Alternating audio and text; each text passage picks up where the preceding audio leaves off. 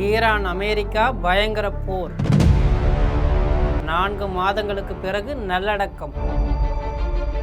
உலகை பதற வைக்கும் புதிய திருப்பம்.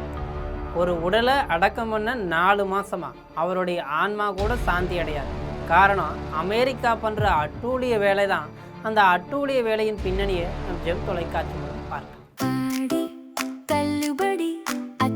பேரும் அல்லம்படி 6 முதல் 60% வரை ஆடி தள்ளுபடியுடன் சூப்பர் சரவணா ஸ்டோர்ஸ், சென்னை, மதுரை, கோவை.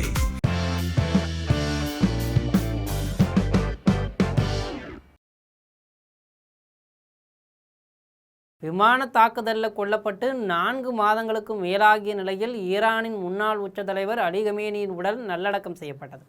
அதே நேரத்தில் அமெரிக்கா மற்றும் ஈரான் படைகள் பரஸ்பரம் தொடுத்து வரும் தீவிர தாக்குதல்கள் இரு நாடுகளுக்கும் இடையே மீண்டும் ஒரு முழு அளவிலான போர் மூலுமா என்ற அச்சத்தை ஏற்படுத்தியிருக்கு. அமெரிக்கா இஸ்ரேல் நடத்திய கூட்டு தாக்குதலில் ஈரானின் உச்ச தலைவர் 86 வயதான கமேனி உயிரிழந்தார்.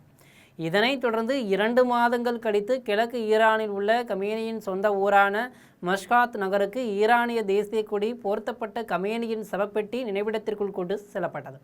கமேனியின் மகனும் அவரது அடுத்த வாரிசுமாக அறிவிக்கப்பட்டுள்ள முஜ்தபா கமேனி இந்த நிகழ்வில் கலந்து கொள்ளலை. இது குறித்து விரிவாக பார்க்கலாம். அவரது மகன் கலந்து கொள்ளாததன் காரணம், உயிரே உயிரே அமெரிக்கா கிட்ட இருந்து தப்பிச்சு ஓடிரு, அப்போ தான் நம்ம நாட்டை காப்பாற்ற முடியும் என்ற அடிப்படையில் இந்த முடிவினை அவரது மகன் எடுத்திருக்கார். வாஷிங்டன் மற்றும் டெஹரான் படைகளுக்கு இடையே கடந்த 2 நாட்களாக பழிக்கு பழி வாங்கும் நோக்கில் கொடூர தாக்குதல்கள் நடத்தி வரும் சூழலில் இந்த இறுதிச் சடங்கு நடந்திருக்கு. அமெரிக்கா நடத்திய தாக்குதல்களில் 17 பேர் கொல்லப்பட்டதாக ஈரானிய அதிகாரிகள் தெரிவிச்சிருக்காங்க. மேலும் டெஹரான் மற்றும் மஷ்காத் நகரங்களை இணைக்கும் ரயில்வே பாதையை இலக்கு வைத்து அமெரிக்கா ஒரு தாக்குதலை நடத்தி உள்ளதாக அரசு ஊடகம் கூறியிருக்கு.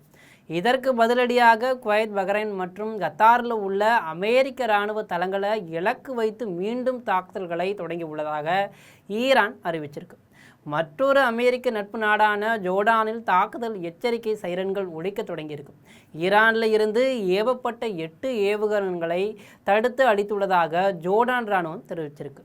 கடந்த பிப்ரவரி 28 அன்று ஈரானுக்கு எதிராக அமெரிக்கா மற்றும் இஸ்ரேல் இணைந்து நடத்திய போரின் முதல் நாளிலேயே கமேனி அவரது குடும்ப உறுப்பினர்களுடன் சேர்ந்து கொல்லப்பட்டார் என்பது குறிப்பிடத்தக்கது. தொடர்ந்து 6 நாட்கள் நீடித்த மாரத்தான் இறுதி சடங்குகளின் மஷ்கோத்தில் நடந்த அடக்கத்தின் போது முஜ்தபா கமேனி வருவாரா என்று எதிர்பார்க்கப்பட்டது. ஏனெனில் அடுத்த உச்ச தலைவராக பொறுப்பேற்றதில் இருந்து அவர் இன்னும் பொதுவெளியில் வரவில்லை என சொல்லப்படுகிறது.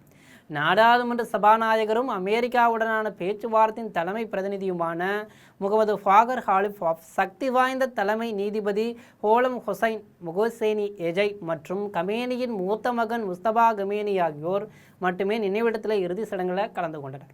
ஆனால் இறுதி சடங்கின் மற்ற நாடுகளைப் போலவே நேற்று முஜ்தபா கமேனி வரல. அவர் பொறுப்பேற்றதில் இருந்து வெறும் எழுத்துப்பூர்வமான அறிக்கைகள் மூலமாக மட்டுமே தொடர்பு கொண்டு வர்றார். கடந்த பிப்ரவரி 28 தாக்குதலில் அவரும் காயமடைந்ததாக சொல்லப்படுகிறது. கருப்பு உடை அணிந்து மஷாகாத் நகரில் திரண்டிருந்த ஆண்கள் மற்றும் பெண்களின் கூட்டத்தில் கலந்து கொண்டு கமேனி உடலுக்கு அஞ்சலி செலுத்தினர். இதற்கிடையில் ட்ரம்பை கொல்வதற்கான ஈரானின் புதிய சதி திட்டத்தை தங்களது உளவுத்துறை கண்டறிந்துள்ளதாக இஸ்ரேல் தரப்பு அமெரிக்காவிடம் தெரிவித்துள்ளதாக தி வால் ஸ்ட்ரீட் ஜேர்னல் பத்திரிகை செய்தி வெளியிட்டிருக்கு. கடந்த வியாழக்கிழமை ஈரானின் ஒரே ஒரு சிவிலியன் அணுமின் நிலையத்தின் வெளிப்பகுதியை இலக்கு வைத்து அமெரிக்கா தாக்குதல் நடத்தியாக உஷர் மாகாணத்தின் துணை ஆளுநரை மேற்கோள் காட்டி ஈரான் அரசு ஊடக செய்தி வெளியிட்டது. இந்த உஷர் நகரின் புறநகரில் உள்ள இராணுவ தலைமையகம் மீதும் தாக்குதல் நடத்தப்பட்டதாக சொல்லப்படுகிறது. ஆனால் அமெரிக்க பாதுகாப்பு அதிகாரி ஒருவர் தற்போது ஈரானில் தங்கள் இராணுவம் எந்த தாக்குதலையும் நடத்தவில்லை என்று மறுத்திருக்கு.